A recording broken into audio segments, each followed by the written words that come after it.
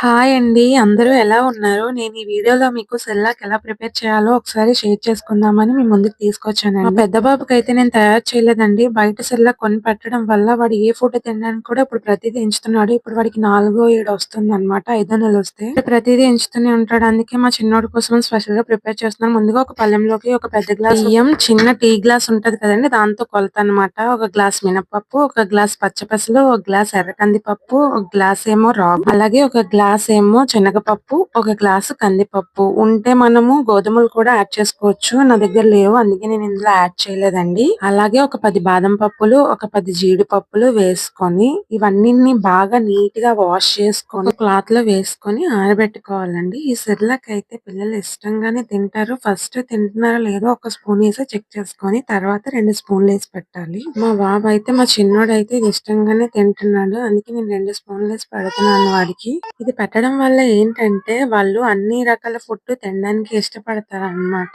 అందుకే నేను ఈ ఫుడ్ పెట్టడం స్పెషల్ గా తయారు చేయడం అవుతుంది. అన్ని బాగా ఎండిపోయిన తర్వాత ఇలాగ కళాయిలో వేసుకొని దోరగా వేయించుకోవాలి. కొంచెం బ్రౌన్ కలర్ లో వచ్చేలాగా వేయించుకోవాలన్నమాట. వేయించుకొని ఒక పళ్ళెంలో ట్రాన్స్ఫర్ చేసుకొని చల్లార్చుకోవాలి. పూర్తిగా చల్లారిపోయిన తర్వాత మాత్రమే మిక్సీ వేసుకోవాలి. మిక్సీ వేసుకొని ఫైన్ పౌడర్ లాగైనా చేసుకోవచ్చు. బరకగా ఉంచుకోవచ్చు. నేను బరకగా ఉంచడం వల్ల ఏంటంటే పిల్లడు సరిగా తినట్లేదని నేను ఫైన్ పౌడర్ గా చేసుకున్నాను అనమాట. 2 టైమ్స్ చేశాను పౌడర్ లాగా. పొయ్యి మీద బాండి పెట్టుకొని అందులో గ్లాస్ వాటర్ కి 2 కప్పులు ఈ పిండి వేసుకొని కలుపుకుంటూ ఉండలు కట్టకుండా చిక్కగా కన్సిస్టెన్సీ అయినంత వరకు చిక్కపడుతుంది అన్నప్పుడు pinch of rock salt. Salt కూడా ఎక్కువ వేయకండి. పిల్లలకి అప్పుడే కిడ్నీలు డెవలప్ అవ్వవు కాబట్టి మనం సాల్ట్ అనేది అసలు యూజ్ చేయకూడదు. కాకపోతే వాళ్ళు తినడానికి ఇష్టపడారని చిన్నది వేస్తాం అంతే. అందుకనేసి నేను చిన్నది పించ్ ఆఫ్ సాల్ట్ వేసాను. చిన్నదేమో నెయ్యి వేసి చల్లారాక తినిపించడమే. వీడియో నచ్చితే లైక్ అండ్ షేర్.